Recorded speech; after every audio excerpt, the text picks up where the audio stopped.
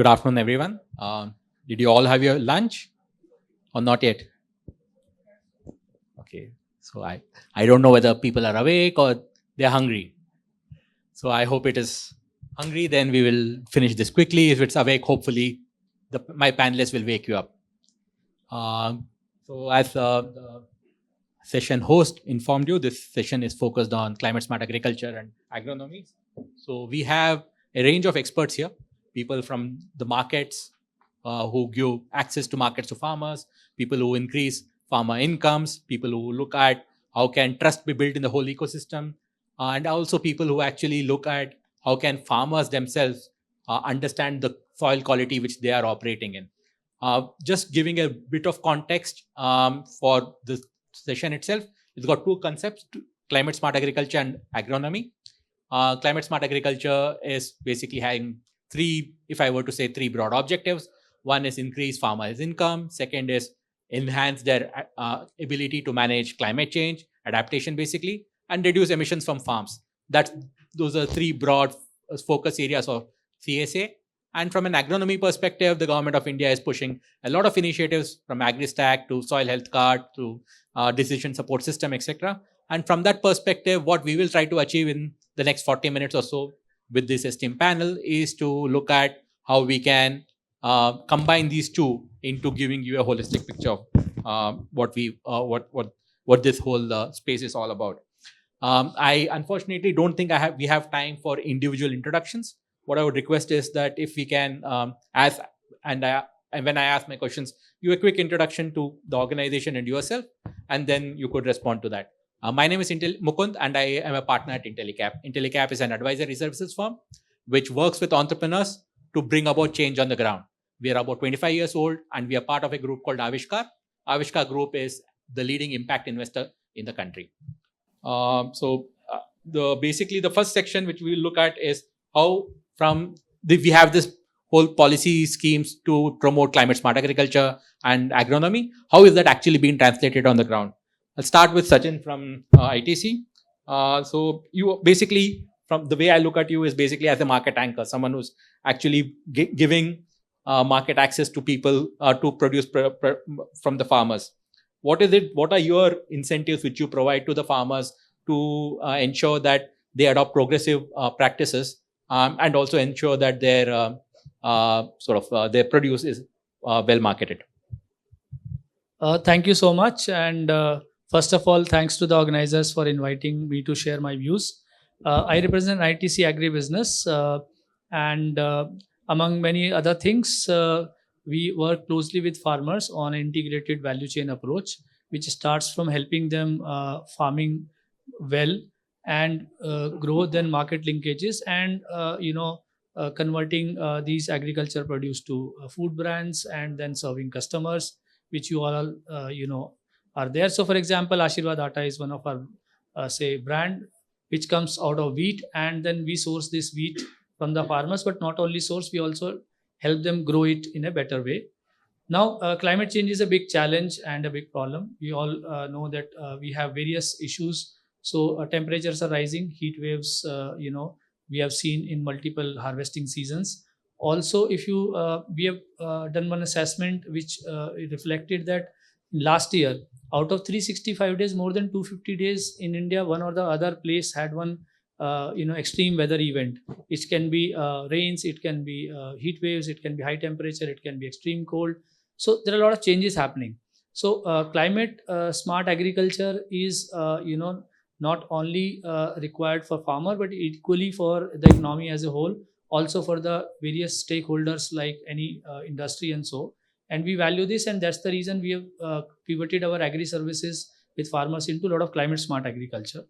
So now the question is that, when you take up these solutions to farmers, what kind of incentive you need to really give to the, say, value chain players or the farmers to, adopt these changes, or even if you're looking at digital solution as one of the solution.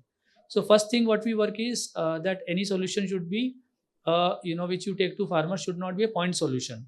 So you can't today tell farmer, okay, you adopt one regenerative practice and that's it. Or you cannot take up to the farmer, say that I will do market linkages, but balance things you manage on your own. So we work on a solution integration approach, and this we started when we started eChopal 20 years back, and then we've changed the eChopal as a next version called ITC Mars, which is an AI-enabled digital tech app along with a physical ecosystem of farmer producer organizations. So whenever we design any solution, including the climate smart solution, it is a integrated solution. We right from sowing up to harvest and market linkage. So that really helps farmer adopting the entire solution, because then he finds value in it.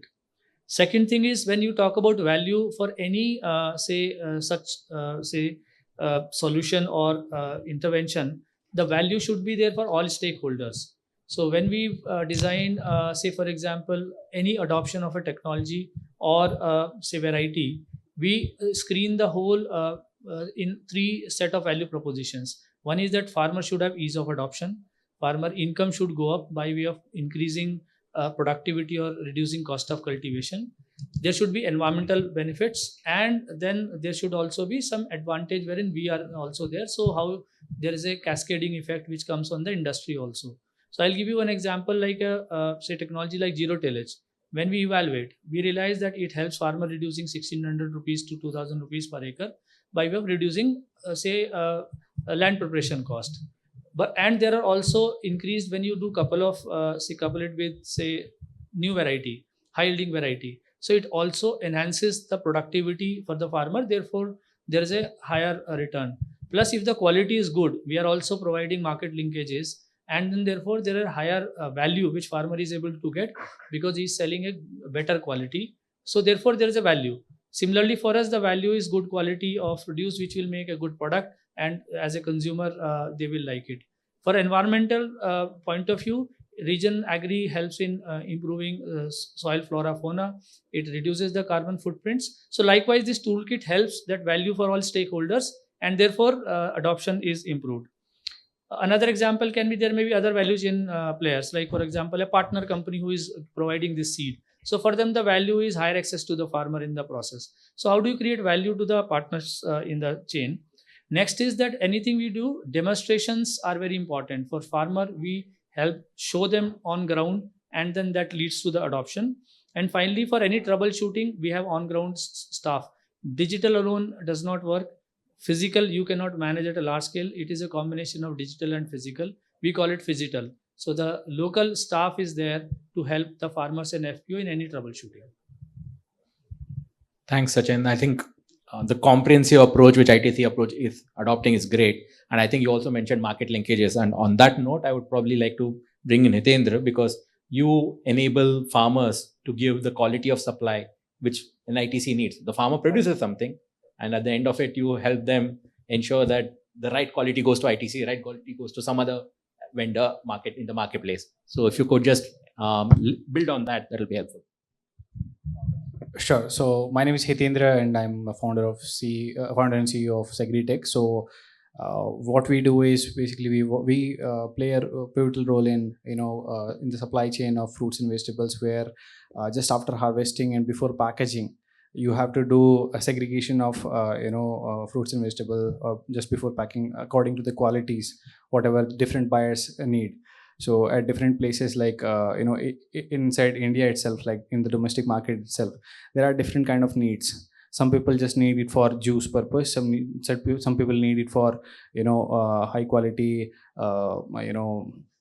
for putting it on shelf of different retailers. Let's say Ratnadeep here in Hyderabad, and some places like Big Basket also sometimes they also procure directly from farms. So we have optical inspection machines for quality inspection as per size, shape, color, skin defects of different fruits like pomegranate, oranges, apple, and oval shape and round shape fruits basically.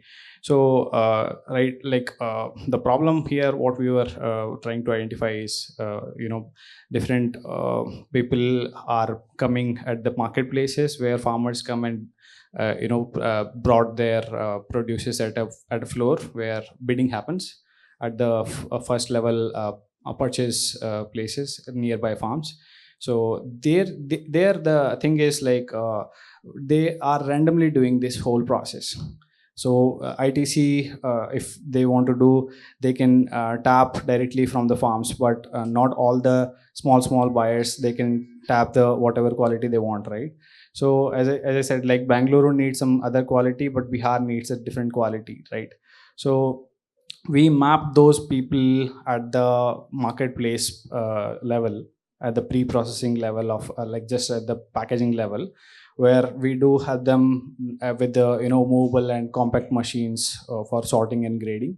Also we are coming up with packaging machines, so this can help in the both processes. Like one is for farmers, one is for retailers or buyers, like ITC and other people like Big Basket. So these people can directly tap to the whatever quality they want. Just after the machine sorting, they can precisely get whatever quality they need. And the farmers, they can track down and get the feedback what quality they have produced so far, so that they can improve their quality in the next season. As far as the climate smart agriculture is concerned, like we are having huge wastage in the whole country for post harvest fruits and vegetable supply chain due to various reasons. One of the very important reason is like not mapping the quality to the right buyers, right? So if we can connect the people, the worst quality whatever they produce, the farmers, to the people who want to, let's say they want to make a fabric out of it, let's say they want to make a biofuel out of it, let's say. So if they directly get connected towards to the right person, they can get some value out of it, as well as wastage is reduced in supply chain. Otherwise that will go in the landfills, and it will another reason of creating carbon emission and all. So I think we are also coming up with an app which can reduce this just before harvesting. Also they can click a picture and they can basically check the quality or diseases whatever they have. Let's suppose for Maharashtra and Gujarat, Bhagwa Ganesh varieties for pomegranate, they can check out whatever diseases right now they are having, and they can get the remedies, and they can get the recommendation whatever prevention they need to be done in the farm level just before the harvesting, and after harvesting where to sell this produce to the right buyer. So those kind of things we are practicing, hoping for good. Thanks, Hetendra. I think the important thing which you mentioned is, first of all, ensuring sorting, grading happens, and also within ITC itself, there'll be different types of buyers, and to be able to link them to the right kind of buyers. But the most important thing which account to me was that you sort of ensure that the farmers themselves are aware of these different things, and you're creating a community of farmers which are able to supply to different types of buyers in the market. So market linkage again is coming to Subhankar. I think building on the last point which Hetendra mentioned about ensuring carbon emissions come down, ensuring that post-harvest losses are mitigated, which results in lesser carbon emissions. How are you helping farmers in benefiting from the reduced emissions which are taking place, so that they can also play a part in this economy and benefit from the enhanced incomes there? Afternoon to all of you. Subhankar Pandey this side from Inqube. Thanks Mukund. So we are basically working on the carbon project development, and our vision is to increase the farmers' income. And this is exactly what Mukund has also asked this question for. And this is the problem which we are seeing everywhere, that wherever there is a carbon project which is getting developed in the nature-based space, whether it is paddy, whether it is agroforestry or ERW or biochar, ultimately the work is done by the farmer, but they are not getting their due.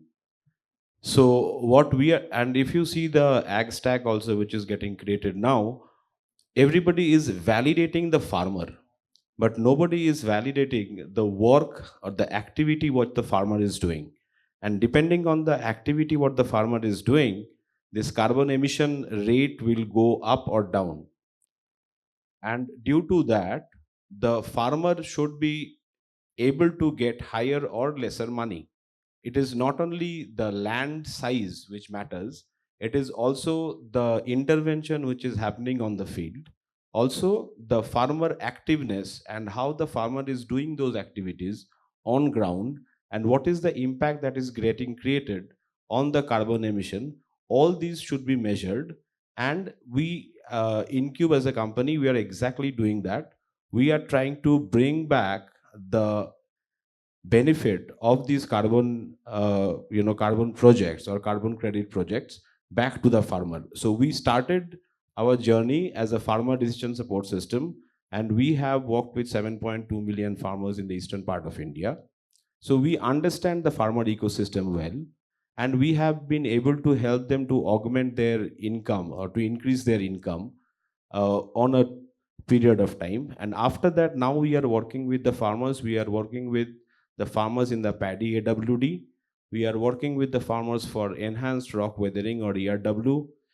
Hetendra was mentioning about the waste, agricultural waste, and also sir was saying about ITC, how they are actually helping the farmers, and where everybody will agree is agricultural waste is a huge problem in the country today.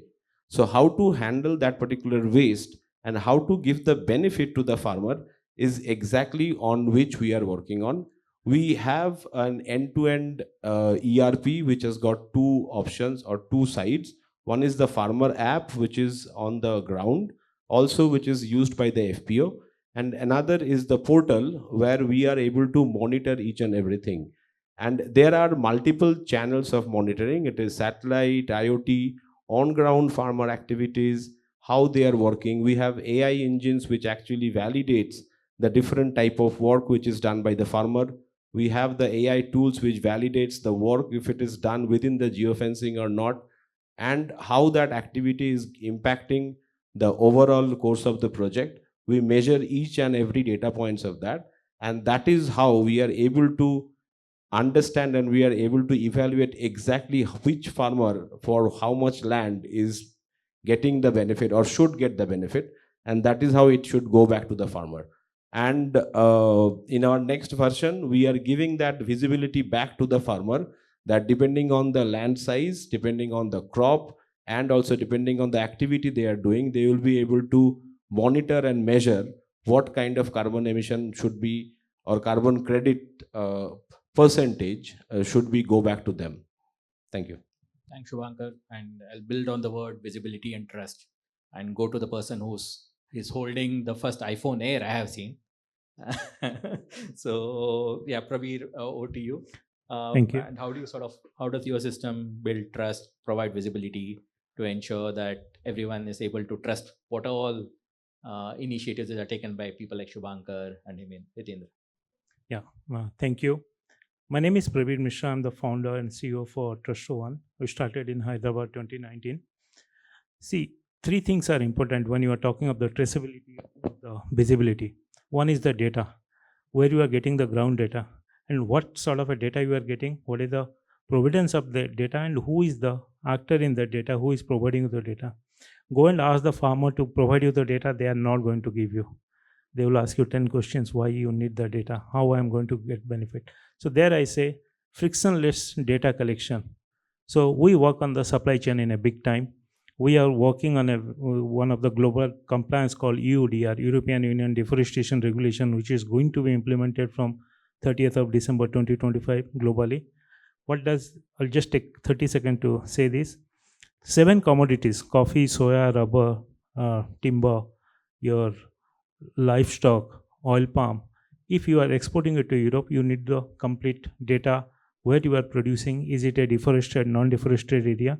That sort of a data provenance is required. Otherwise, you can't export it to Europe. If you export also, importer is going to pay heavy penalties.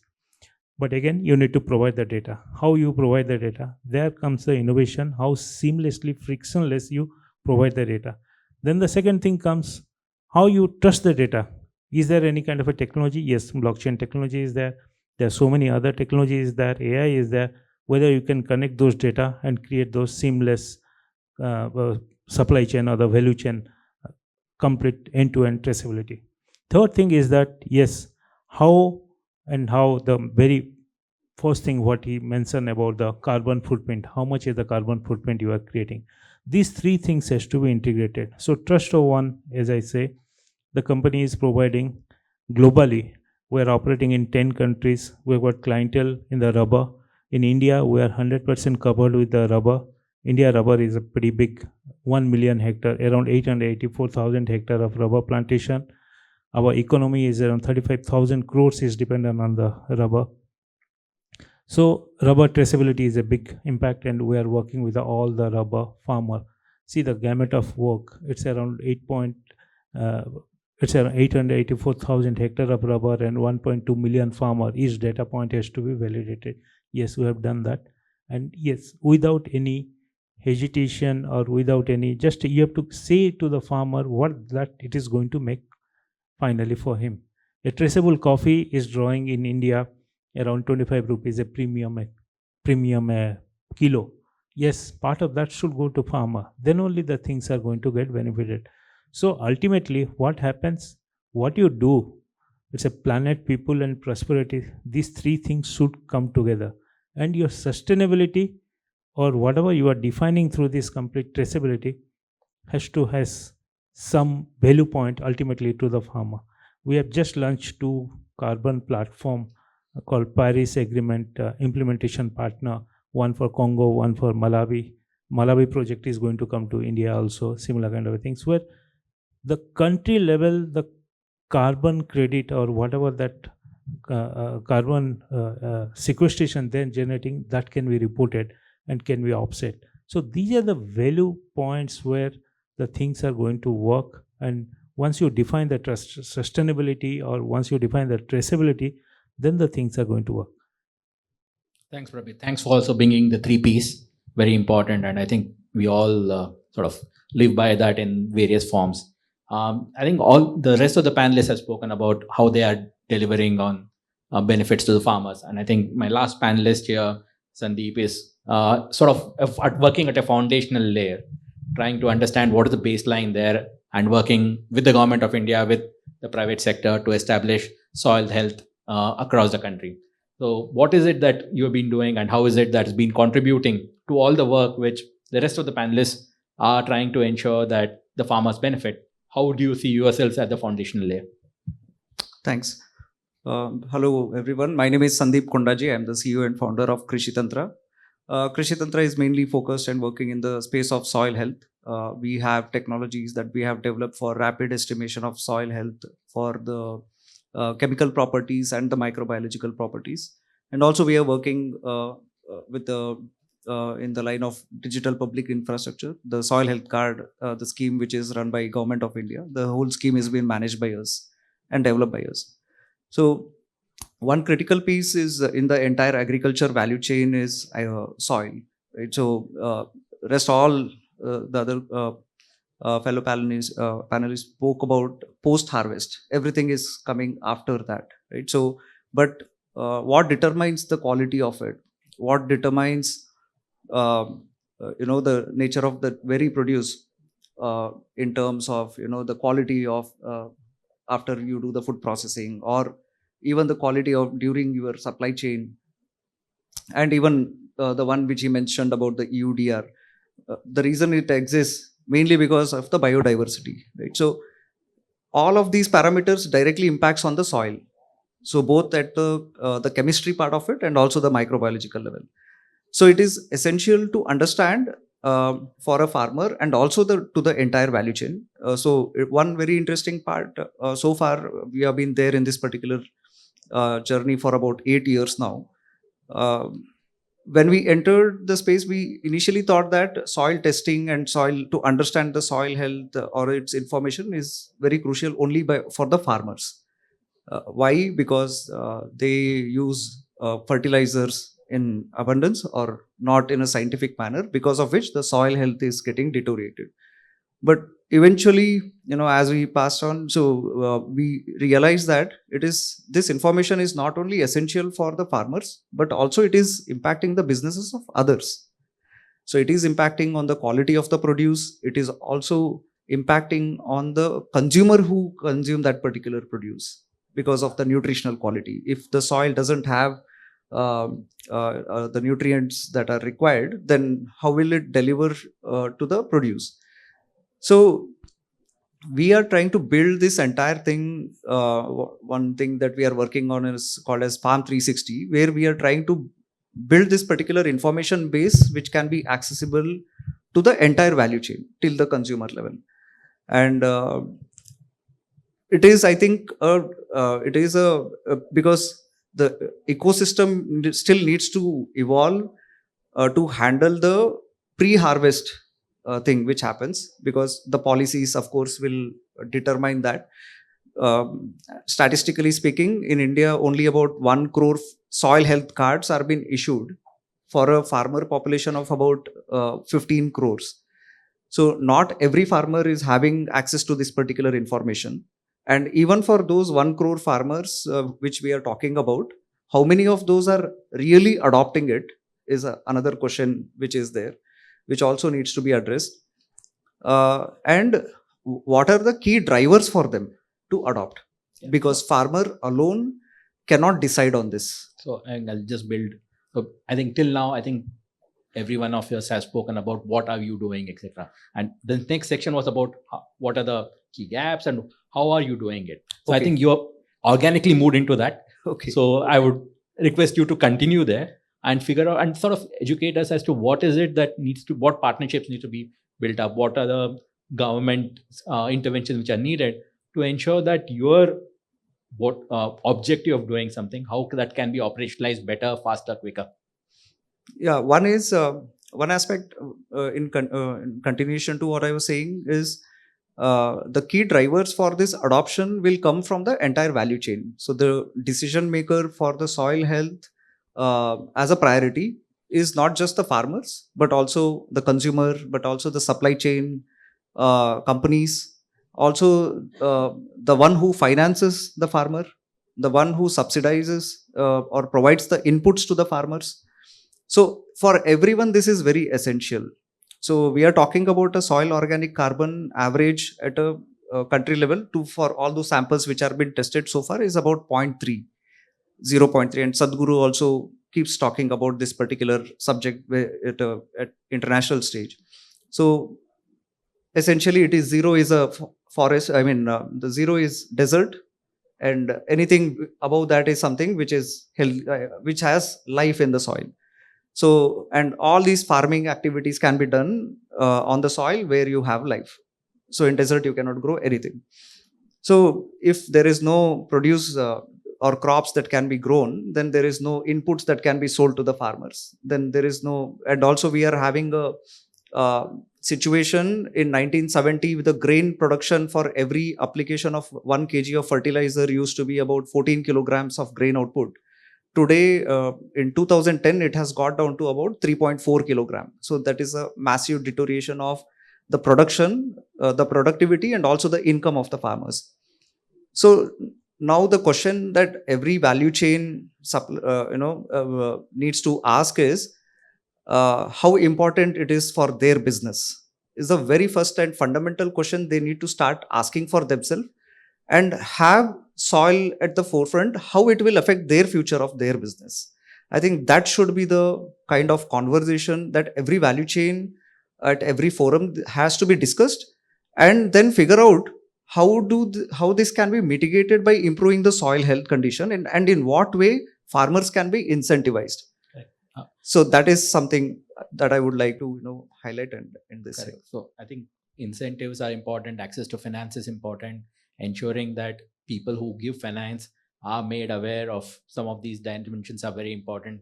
And in that regard, again, I go back to Subhankar because he's again talking about carbon credits, and he's the finance person on this panel. So I just want to figure out from your perspective, what can be done to make the carbon credit market more transparent, more efficient for the farmers' use, as well as to ensure that the country as a whole benefits from it. Okay, so it's an amazing question, Mukund, actually. You are trying to cover both sides of the rainbow. I mean, you are trying to ensure that what actually is coming to the ecosystem goes back to the farmer who is supposed to get the benefit. At the same time, the investor should get something out of it, because otherwise those investment will not come. So that is the challenge probably the whole carbon market is facing today, because we have seen a number of cases where farmers not only did not get their due, they actually lost money on this carbon credit schemes. There has been a lot of dubious schemes also here and there. Secondly, importantly, that lot of investors have spent money on different carbon projects which has not come to the ground at all. So there has become a trust deficit in this particular case, and this is exactly where the importance of digital MRV is becoming very important. Now, till date, digital MRV used to mean that the satellite image analysis and IoT analysis, where people will just understand that what is the geolocation of that particular project, and if everything is happening or properly happening on the ground or not. But now it is the time, after the ag stack has been created, that not only the ground level data and the satellite level data, we need to have data layers in between as well. And we need to first, as ag stack defines, that the foundation should be with the farmer demographical data, the farmer financial data, their crop related data, their boundary, the land parcels, exact geofencing. On top of that, the farmer activity, this layer is maybe missing today, that layer of data on the farmer activity and their asset validation. The activity which is creating this carbon asset, to validate that, and this cannot be done only with the satellite imagery analysis. This has to be done with the physical presence on the ground. As Sachin sir was saying from ITC, that the ITC helps farmer to create or to be part of this phygital ecosystem, physical plus digital. And that is the need of the hour. That is why, with NABARD's help, this FPO and FPC ecosystem is becoming so critical, that with the help of them, because otherwise for a startup or even for bigger companies, as Sir would agree, that it's impossible to reach the billions of farmers in India. It is just not possible, right? So we need to have a layer of agri-cooperative, FPCs, FPOs of the world who will work as aggregator, and we need to monitor these farmers with the help of this layer and validate the asset which is getting created by the farmer. And with the help of that, we need to ensure that what investor is putting the money for is actually happening on the ground, and the farmer is getting the benefit which he deserves that, right? So that is probably, I'm trying to join both the ends of the rainbow. Correct. And I think I'm very thankful to my panelists for actually organically putting in words which hand it over to the next panelist. And so you mentioned trust is a key currency, and someone who runs a company with the name trust in his currency. So probably from your perspective, what can be done to help Subhankar build the trust, not only of entities like NABARD, but also of the end buyers, whether they have commodities or of carbon credits, what would be the thing? So what is your perspective? You mentioned a very beautiful word called MRV, or digital MRV, DMRV, what you call. That's established the ground level truth and the transparency. From there, the things keeps on moving up to the up. Be it on a carbon, be it on any kind of a supply chain transparency, the recording of the data or what the provenance of the data is pretty important. That can prove.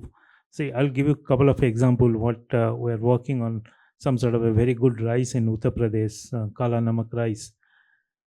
Suddenly, they realized that globally the rice demand has gone up substantially, from 8,000 hectare maybe to a couple of years before. Right now, it is getting cultivated in 100,000 hectare. And how much they are getting? They are getting 4 to 5 times of the MSP, so-called MSP. But again, what is missing? Rice produced in Maharashtra, also called Kala Namak. It's not possible. Province is missing. People are producing rice in Kerala. They say that okay, this could be a Kala Namak. Then the things are going to. Then you lost your charm, right? The value is missing. So you have to prove that province. So there's the brand dilution.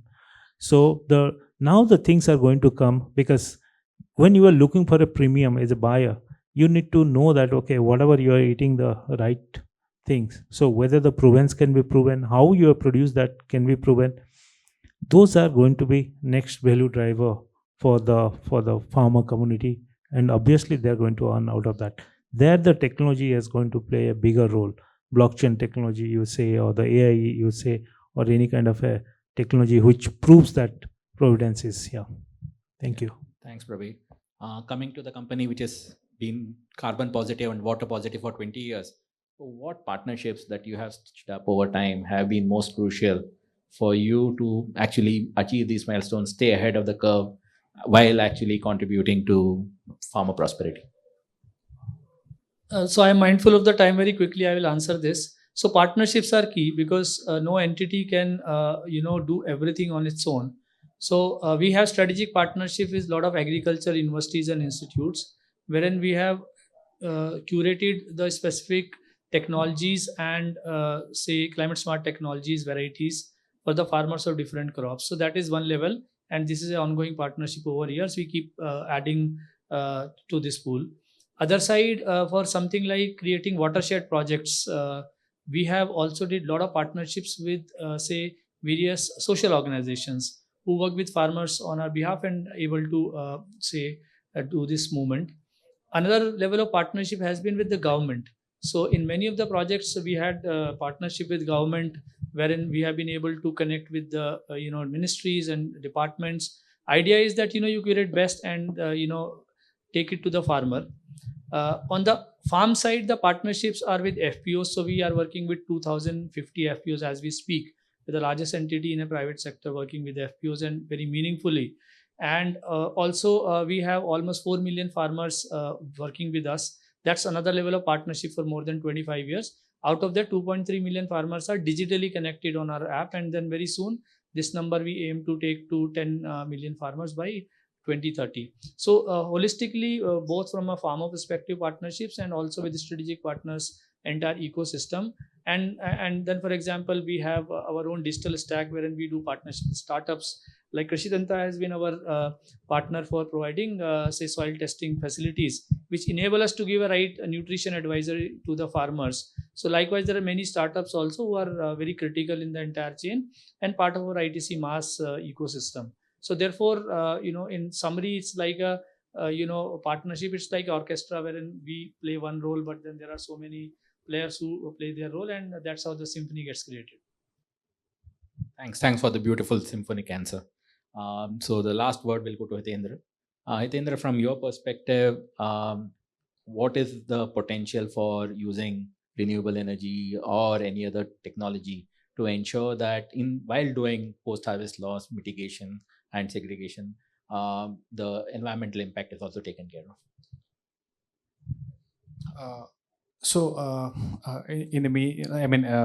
Considering the timeline, what we have right now, we are very constrained of time, but I would try to cover up it fast. So the total fruits and vegetable post-harvest losses is 50 million tons every year in India, and it's increasing, not decreasing. So if you calculate the CO2 per ton of wastage of fruits and vegetables, it's high methane wastage, and it gives a lot of carbon emission. 1 ton of fruits and vegetable wastage gives around half a ton of CO2. So 50 million tons of fruits and vegetable wastage giving 25 million tons of CO2 every year just from India. You see, like considering this much of huge problem, we are trying to come up with lot of smaller solutions which can be implemented, deployed at the farm level, so that we can try to, because it is more of infrastructure problem, not a digital only problem. If we can segregate at the farm level itself, first level processing itself, all the qualities, we can just map it and we can reduce down this 25 million tons of CO2. If we can do just 1 million ton reduced, it will be a huge impact, I think. Thanks, Hetendra. The session organizer has already messaged me. We got just 1 minute on the clock. So I would just say that it's been a wonderful panel. I learned a lot. I hope the members here learned a lot, because the sheer diversity of this panel is very rich. And I would like to thank each one of them for taking the time out from their schedules to come and share their insights with all of us. And if they will be around for the rest of the day, please do, if you have any questions, please do try to catch up with them and ask those questions. We unfortunately don't have any time for questions. Would request all of you to kindly give a round of applause to the panel members, and we end the session here.